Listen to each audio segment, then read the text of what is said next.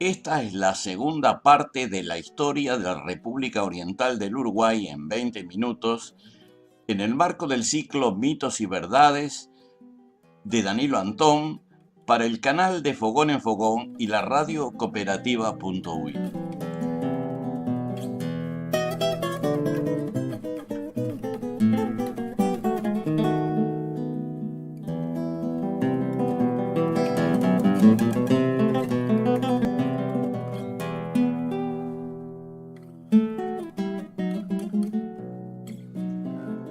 El ejército oriental, formado luego de la llegada de la cruzada de los 33 orientales a la playa de la Graciada, avanzó hasta conquistar la mayor parte del territorio de la banda, declarando la independencia y la reincorporación de la provincia oriental a las Provincias Unidas del Sur el 25 de agosto de 1825 en la ciudad de Florida. Pocos días después, las fuerzas orientales enfrentarían al ejército brasilero en la batalla de Sarandí y lo derrotarían totalmente. Debido a estas luchas, donde los orientales se aliaron a las fuerzas de las Provincias Unidas, los rebeldes pudieron controlar todo el interior del país, con excepción de los puertos de Montevideo, Colonia y Maldonado.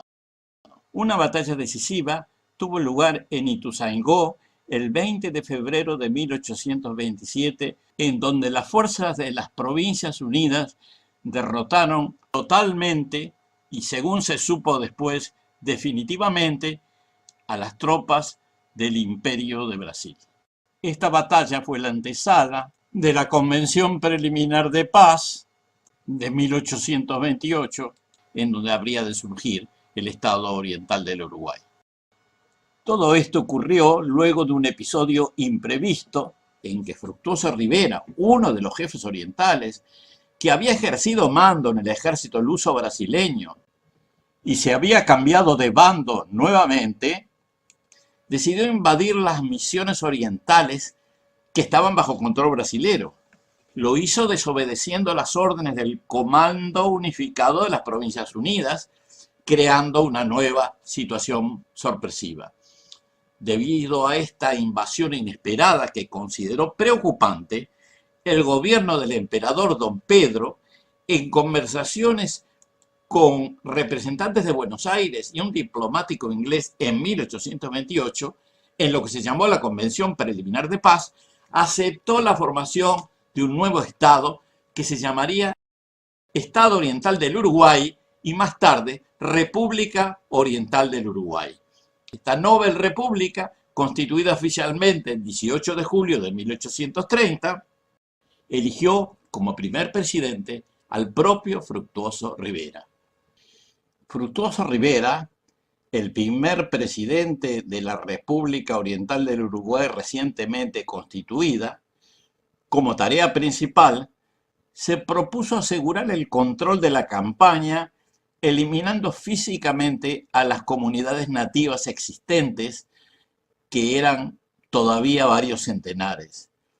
En particular, procuró eliminar a los charrúas y minuanes. Esta eliminación fue lograda a través del episodio del arroyo Salsipuedes, donde varios jefes charrúas fueron conducidos a una emboscada y luego muertos o hechos prisioneros por el ejército de la República.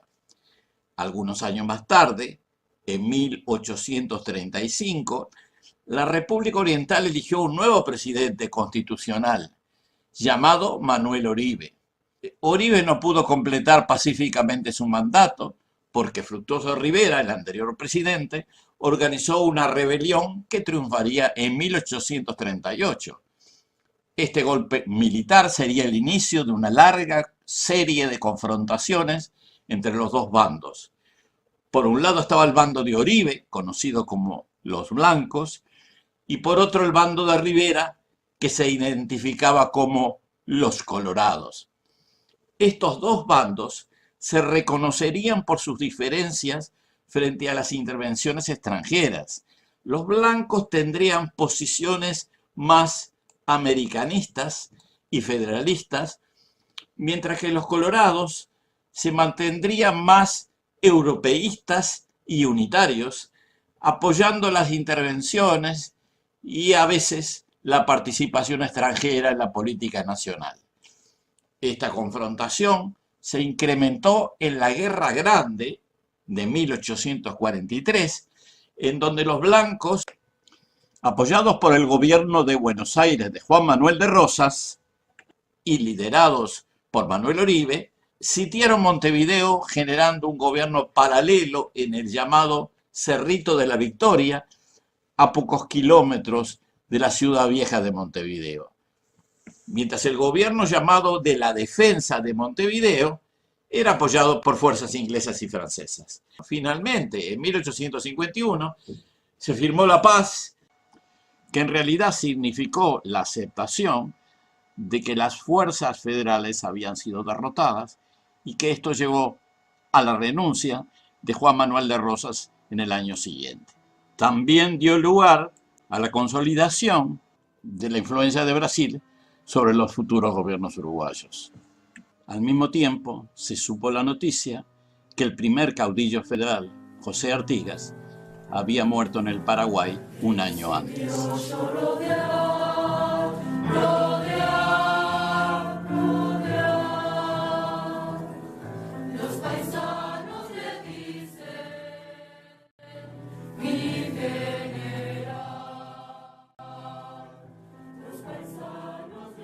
En los siguientes años se sucedieron gobiernos de ambos partidos sin mayores confrontaciones definitorias, hasta que Venancio Flores, líder colorado, que fue protagonista principal durante estos años, y en 1863 se rebeló contra el gobierno blanco de Bernardo Berro y más tarde de Atanasio Cruz Aguirre, solicitó para lograr el poder el apoyo del Imperio de Brasil.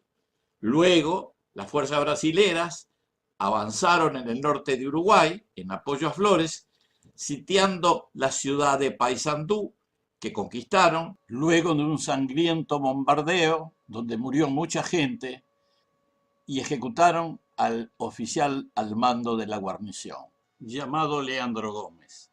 En los siguientes años, a partir de 1865, Brasil, Argentina y el gobierno de Flores se aliaron para combatir al régimen paraguayo, cosa que lograron luego de varios años de combates, costando la muerte de varias decenas de miles de paraguayos.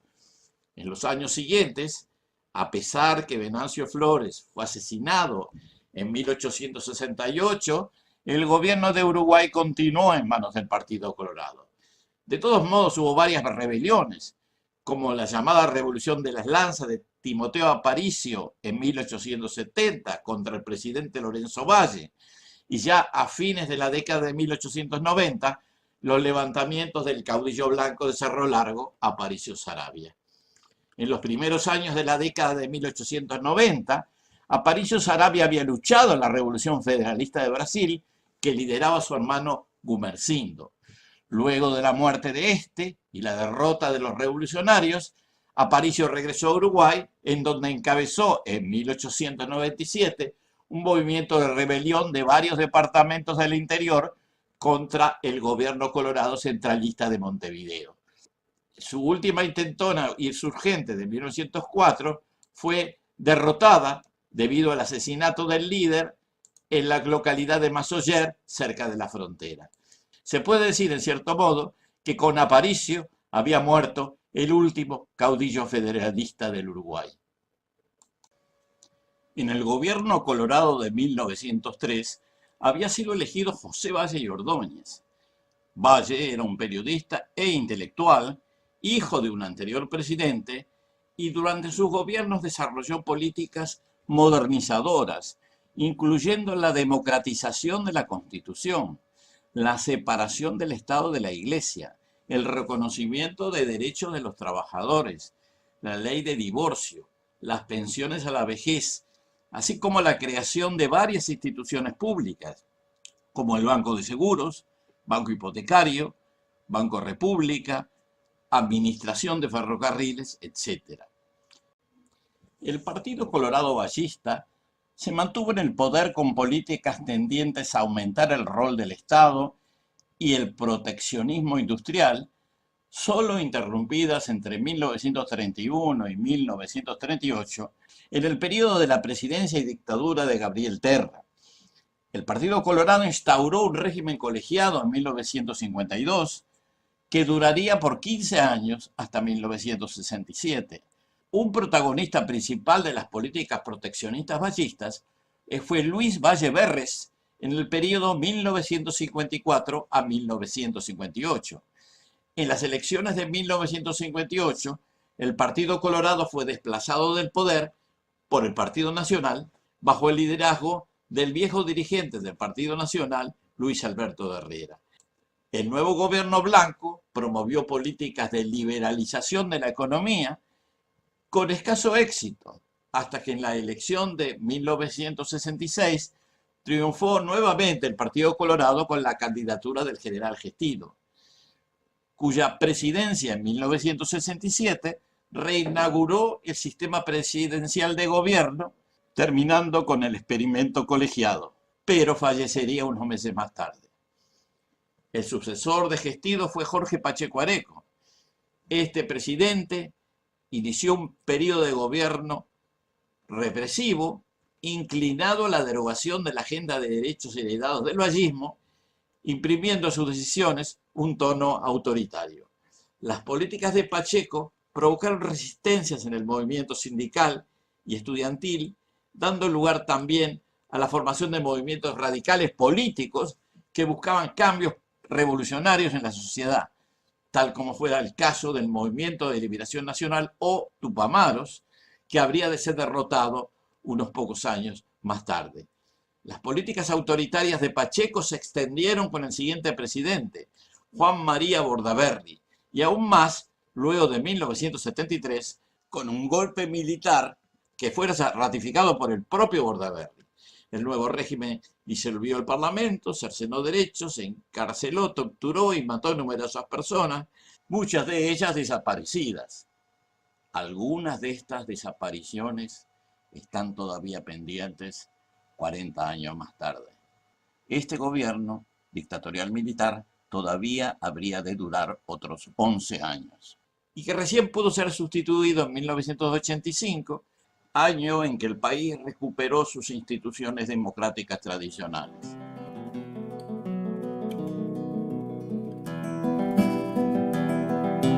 Con este video damos por terminada la segunda parte de la serie Historia de la República Oriental del Uruguay en 20 minutos.